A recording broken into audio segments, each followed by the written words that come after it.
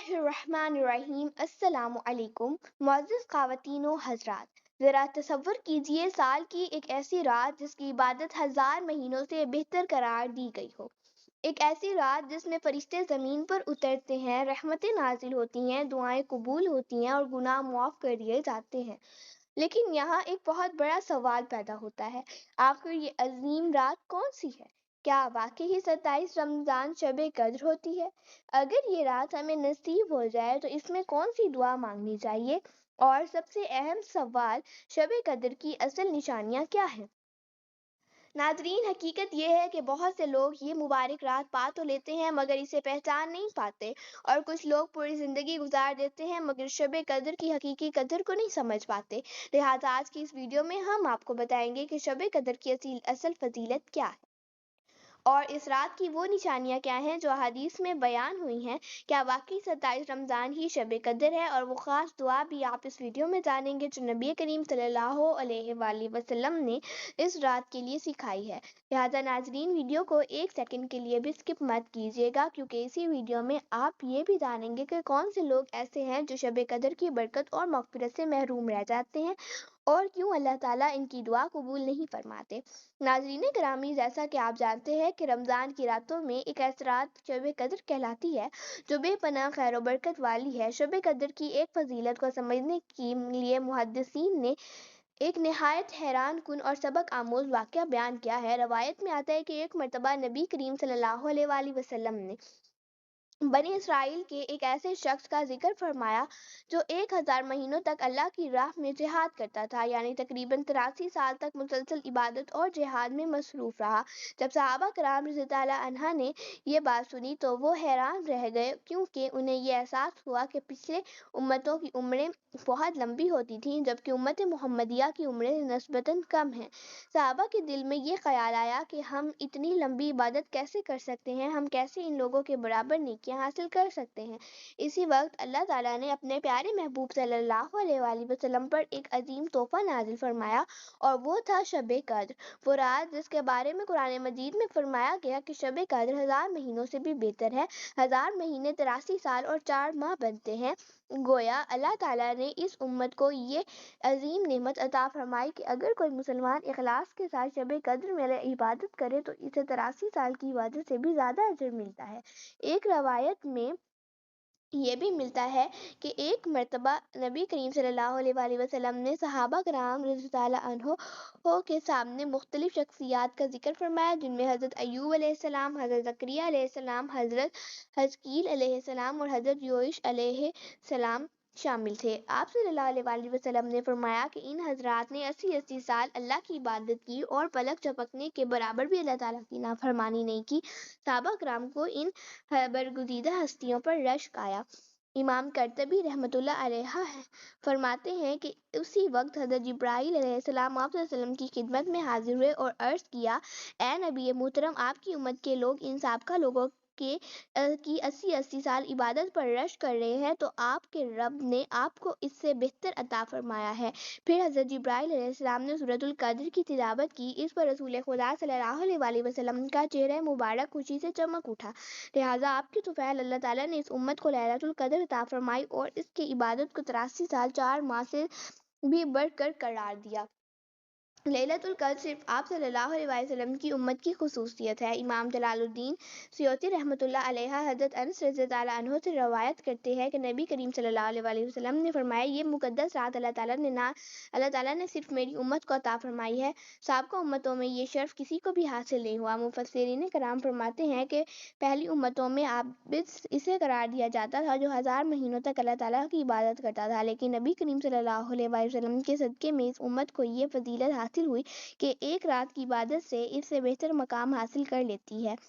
حضرت ابو ہریرہ رضی اللہ عنہ سے مروی ہے کہ حضور صلی اللہ علیہ وسلم نے فرمایا، جو شخص شب قدر میں اجر و ثواب کی نیت سے عبادت کرے اس کے سابقہ گناہ معاف کر دیے جاتے ہیں۔ اس ارشاد نبی میں جہاں لیلۃ القدر کی راتوں میں ذکر و فکر اور عبادت و اطاعت کی تلقین کی گئی ہے، وہاں اس بات کی طرف بھی متوجہ کیا گیا ہے کہ عبادت صرف اللہ تعالیٰ کی خوشنودی کے لیے ہو، اس میں ریاکاری یا بدنیتی نہ ہو۔ لہٰذا اس شان کے ساتھ عبادت کرنے والے بندے کے لیے یہ رات مغفرت کی خوشخبری بن کر آتی ہے۔ حضرت انس رضی اللہ عنہ سے مروی ہے کہ رمضان المبارک کی آمد پر ایک مرتبہ آپ صلی اللہ علیہ وآلہ وسلم نے فرمایا، یہ جو مہینہ تم پر آیا ہے اس میں ایک رات ایسی ہے جو 1000 مہینوں سے افضل ہے۔ جو شخص اس رات سے محروم رہ گیا گویا وہ سارے خیر سے محروم رہ گیا، اور اس رات کی بھلائی سے وہی شخص محروم رہ سکتا ہے جو واقعی محروم ہو۔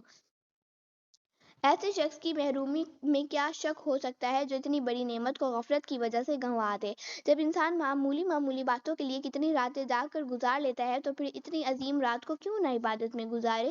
رسول خدا نے لیلۃ القدر کی فضیلت بیان کرتے ہوئے فرمایا کہ شب قدر کو جبرائیل امی علیہ السلام فرشتوں کی جھرمٹ کے ساتھ زمین پر اترتے ہیں اور ہر اس شخص کے لیے دعائے مغفرت کرتے ہیں جو کھڑا بیٹھا یا کسی بھی حالت میں اللہ تعالیٰ کو یاد کر رہا ہو۔ ناظرین، لیلۃ القدر وہ رات ہے جو اہل ایمان کے لیے مغفرت، رحمت اور بخشش کا پیغام لے کر آتی ہے۔ وہ رات جس میں رزق مانگنے والوں کو رزق، عافیت چاہنے والوں کو عافیت، صحت چاہنے والوں کو صحت اور تندرستی، خیر و بھلائی کے طلبگاروں کو خیر و بھلائی، اولاد کے خواہش مندوں کو اولاد کی نعمت اور مغفرت کے متلاشیوں کو بخشش عطا کی جاتی ہے۔ ناظرین، اگرچہ شب قدر کی رحمت اور مغفرت کی رات ہے مگر اس رات میں بھی کچھ لوگوں کی بخشش نہیں ہوتی ہے۔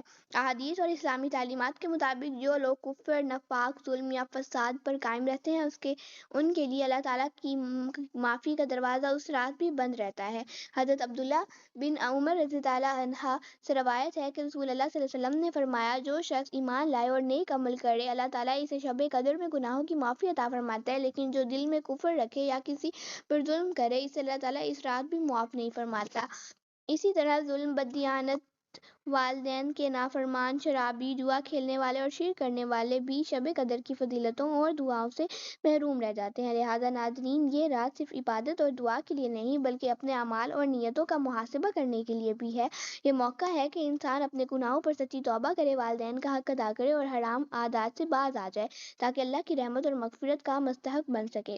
ناظرین گرامی، شب قدر کے بارے میں ایک اور حیران کن واقعہ بھی صحیح حدیث میں بیان ہوا ہے۔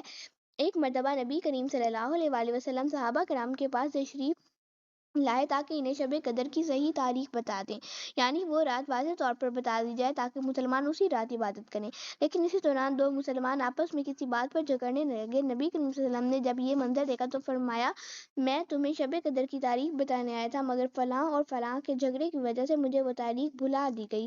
اسی روایت سے یہ بھی واضح ہوتا ہے کہ یہ لڑائی جھگڑے کی وجہ سے انسان اللہ تعالیٰ کی بہت سی نعمتوں سے محروم ہو جاتا ہے۔ یہی وجہ ہے کہ آج امت برکتوں اور سعادتوں سے محروم ہوتی جا رہی ہے۔ پھر آپ صلی اللہ علیہ وسلم نے فرمایا، شاید اسی میں تمہارے لیے بھلائی ہے، لہٰذا اسے رمضان کے آخری عشرے کی طاق راتوں میں تلاش کرو۔ ناظرین، جب ہم احادیث مبارکہ کا مطالعہ کرتے ہیں تو معلوم ہوتا ہے کہ شب قدر کو رمضان کے آخری عشرے کی طاق راتوں میں تلاش کرنے کا حکم دیا گیا ہے۔ طاق راتوں میں تلاش کرنے کا حکم یعنی 21،